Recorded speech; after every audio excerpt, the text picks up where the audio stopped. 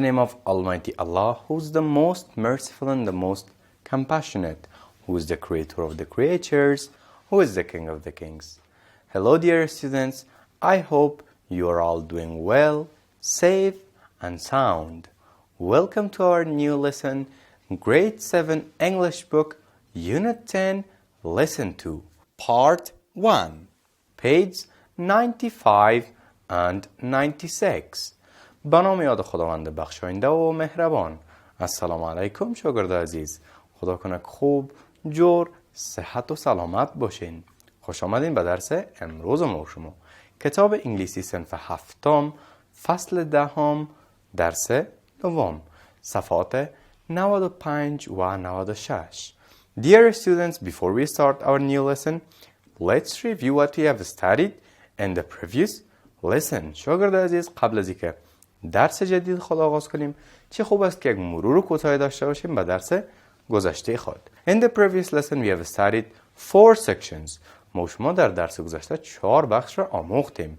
The first section that we have studied in the previous lesson was Introduction to Unit 10. اولین بخش را که ما شما در درس گذشته آموختیم معرفی فصل دهم بود.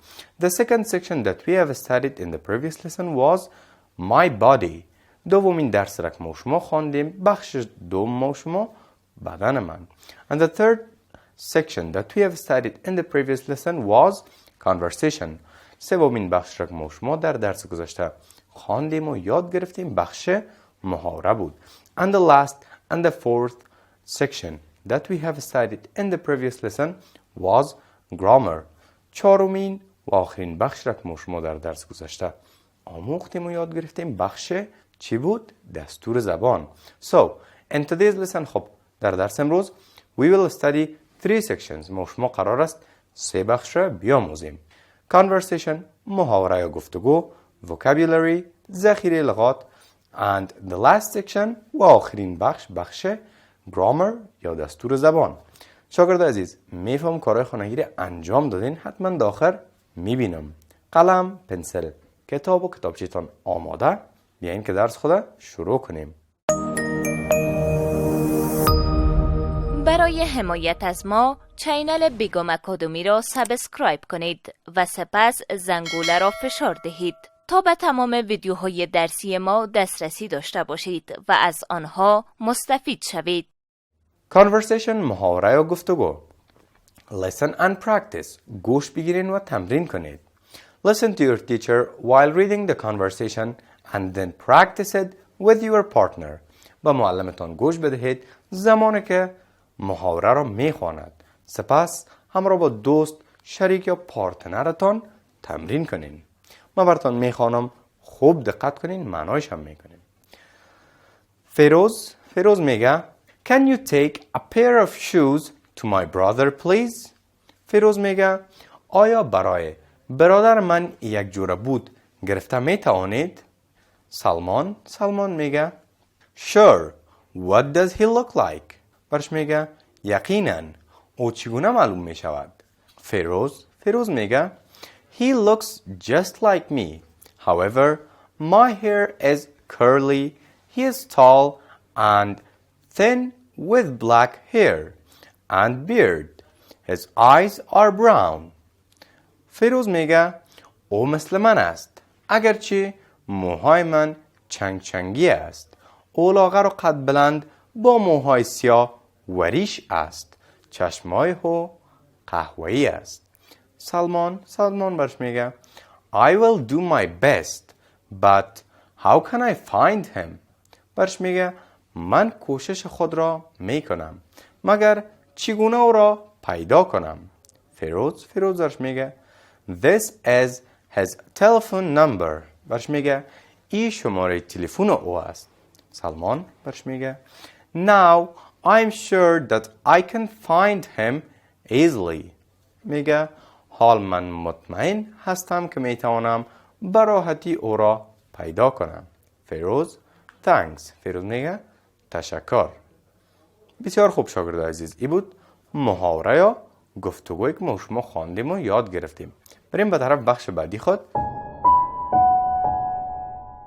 vocabulary یا ذخیره لغات.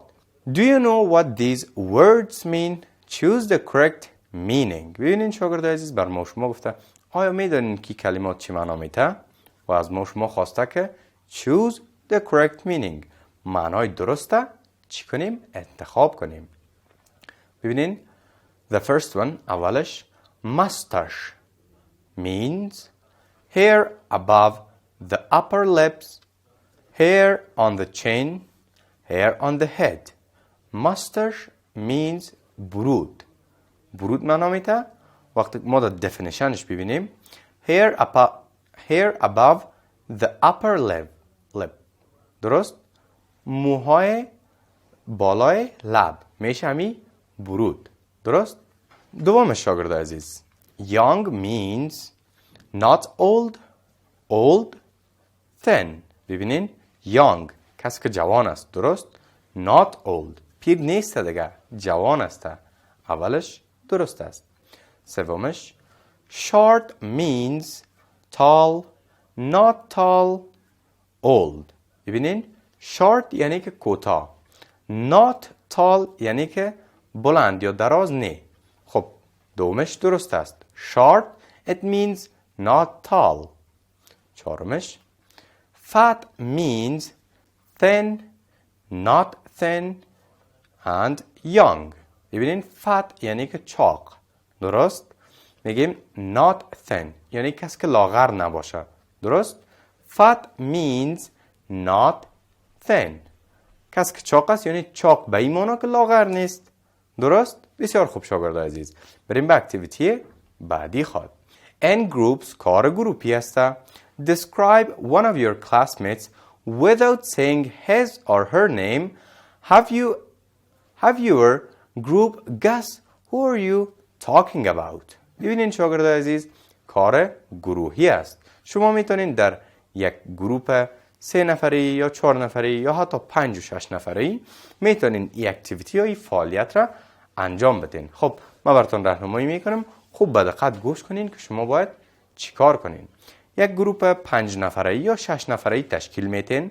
بعد از او یک نفر از گروپتان در مورد یکی از امی دوستایتان که در گروپ است صحبت میکنه بدون از اینکه اسم ببره از او دوستتان.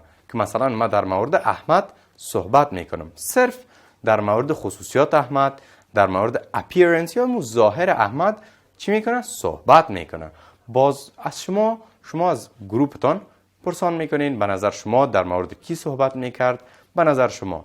درست؟ این رقم میتونین که این اکتیویتی یا فعالیت را انجام بدین. خب شاگرد عزیز بیاین که یک دانش به طور نمونه کار کنیم که شما بهتر بفهمین. Student A مثلا یک شاگرد صحبت میکنه. He is a tall boy. His hair is bright brown and his eyes are light green. His skin is fair and white. ببینین شاگرد عزیز چی است؟ در مورد کسی صحبت میکنه اما نام نگرفته. گفته که چشمایش رقم است، پوستش این رنگ است، اما نامش نگرفته. باز گروپ چی میگه؟ اعضای گروپ مثلا میگه he is قیس، he is احمد. در مورد کسی که صحبت میکنی شاید احمد باشه، شاید قیس باشه. بریم به طرف گرامر یا دستور زبان. Questions for describing people. سوال برای چی؟ توصیف کردن مردم. ببینیم What does he look like? او بچه چه رقم معلوم میشه؟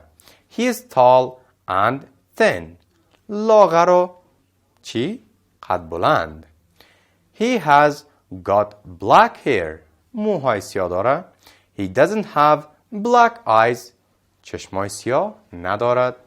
She has got fair skin. پوستش یا جلدش مناسب است از دختر. She hasn't got curly hair. او دختر موهای چنگی ندارد. خب شاگرد عزیز این بود بخش گرامر یا دستور زبان ما شما خواندیم و یاد گرفتیم.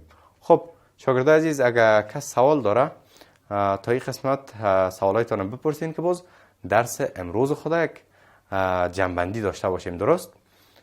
کس سوال داره؟ عابد سوال داری بفرما. استاد کیورلی چی معنا میده؟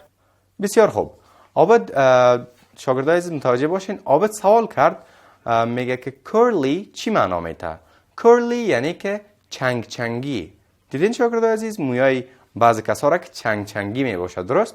curly یعنی که چنگ چنگی، صاف نباشه، چنگ داشته باشه، درست؟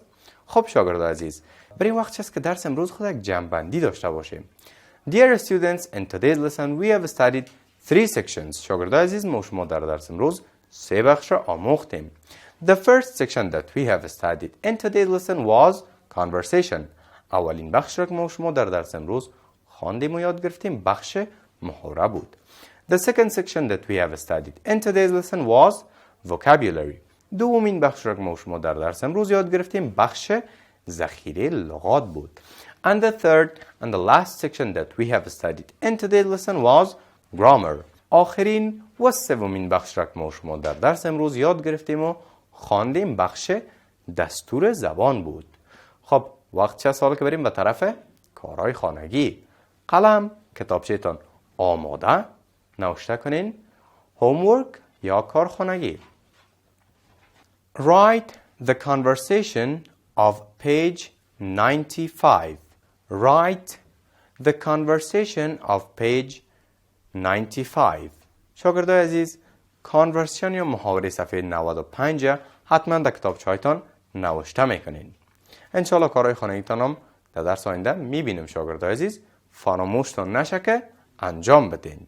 خب درس امروز ما شما همینجا به پایان میرسه. خدا کنه درس امروز یاد گرفته باشین. تا درس آینده باز هم یکی دیگه خودم ببینیم. شما را به الله یکتا و بی‌نیاز میسپارم. قبل از آغاز درس بعدی وقفه کوتاه میگیریم.